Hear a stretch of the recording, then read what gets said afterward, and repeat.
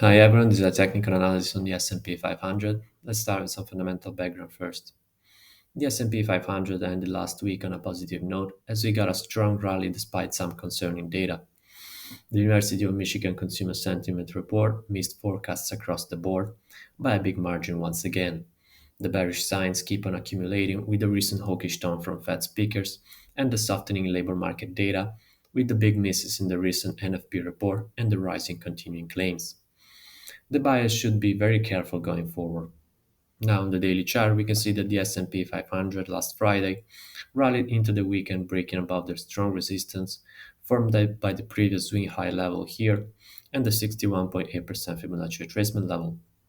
The price is now testing a key trend line here, and this is where the sellers are likely to step in more aggressively with a tight risk above the trend line to position for a drop into new lows with a great risk to reward setup.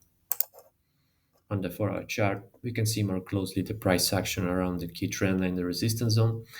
If the sellers manage to fade the Friday's rally entirely, that will leave behind a fake out, which is a reversal pattern. The buyers will need the price to break above the trend line to invalidate the bearish setup and increase the bullish bets into the high at 4607. On the 1-hour chart, we can see that the price is now diverging with the MACD right at the key trend line. This is generally a sign of weakening momentum, often followed by pullbacks or reversals.